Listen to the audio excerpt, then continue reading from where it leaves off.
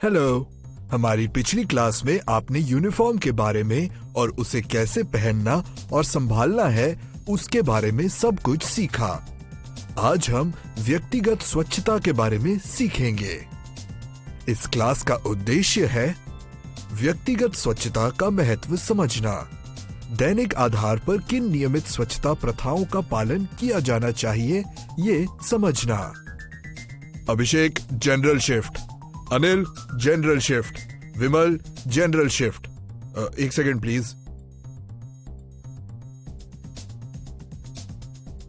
Hello sir, sorry मैं आज sick leave लूंगा, मेरी तबीयत खराब है।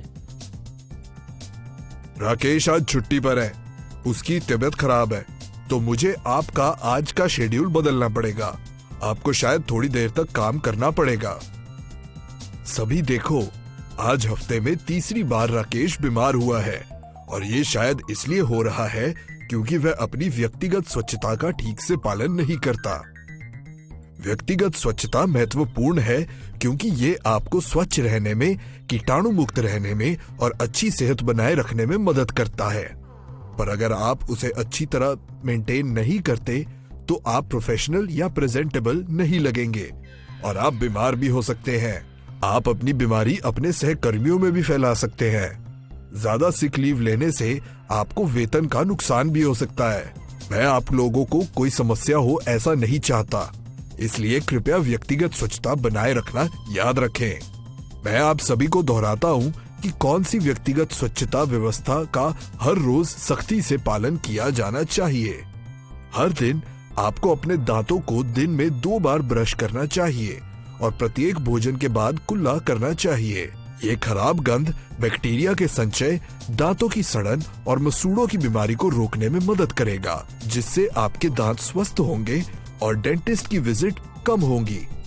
दुर्गंध और त्वचा के संक्रमण से बचने के लिए दिन में 1 या 2 बार अच्छे साबुन से नहाएं। नहाते समय सुनिश्चित करें कि आप अपनी नाक, अपने कान और गर्दन के पीछे अच्छी तरह से साफ करें, क्योंकि पसीने के कारण इन क्षेत्रों में धूल जमा हो जाती है। साथ ही गंदगी जमा होने और रूसी से बचने के लिए अपने बालों को सप्ताह में कम से कम 2 बार शैम्पू करें। नहाने के बाद और अपने कपड़े पहनने से पहले पसीने के जमा होने के कारण होने वाली दुर्गंध से बचने के लिए विशेष रूप से अपने अंडर आर्म्स में एक हल्की महक वाले डिओडोरेंट का उपयोग करें। कभी भी तेज महक का प्रयोग ना करें, क्योंकि ये सुगंध एलर्जी वाले लोगों को नुकसान पहुंचा सकता है।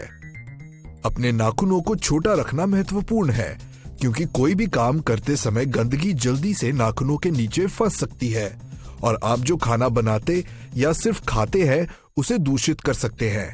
लंबे नाखून लोगों को खरोंच और चोट भी पहुंचा सकते हैं। सभी पुरुष कर्मचारियों को साफ सुथरा और प्रोफेशनल दिखने के लिए रोजाना दाढ़ी बनानी चाहिए और अपनी मूंछों को ट्रिम करना चाहिए।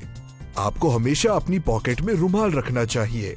छींकते, खांसते या जम्हाई लेते समय अपने मुंह को ढकने के लिए इसका उपयोग करें। याद रखें कि आपको कभी भी वर्क प्लेस पर कोई आपत्तिजनक काम नहीं करना चाहिए, जैसे अपने दांत या नाक साफ करना। अंत में बैक्टीरिया और वायरस के प्रसार को रोकने में मदद करने के लिए ये सावधानियां बरतें। अपने हाथ धोएं किसी भी सतह को छूने के बाद, खाना बनाने से या खाने से पहले, शौचालय का उपयोग करने के बाद, छींकने और खांसने के बाद, कचरा उठाने के बाद। याद रखें कि कीटाणुओं को दूर करने के लिए आपको अपने हाथों को कम से कम 20 सेकंड तक धोना चाहिए। साबुन और पानी उपलब्ध ना हो तो आप अल्कोहल आधारित सैनिटाइजिंग जेल का उपयोग कर सकते हैं। एक बहुत ही महत्वपूर्ण बात याद रखें, ये सब करने के बाद भी अगर आप जो कपड़े पहन रहे हैं वो धुले हुए और साफ नहीं है तो आपके शरीर में कीटाणु पहुंचेंगे, इसलिए साफ कपड़े ही पहने। सबको समझ आ गया? जी सर। अब आज के पाठ के निष्कर्ष का सारांश देखते हैं। हमें अपने दांतों को दिन में 2 बार ब्रश करना चाहिए। हमें रोज नहाना चाहिए। अपने हाथ नियमित रूप से धोएं। डिओडोरेंट का इस्तेमाल करें। अपने नाखून छोटे रखें। रुमाल साथ रखें। अंत में हमेशा साफ कपड़े पहनें।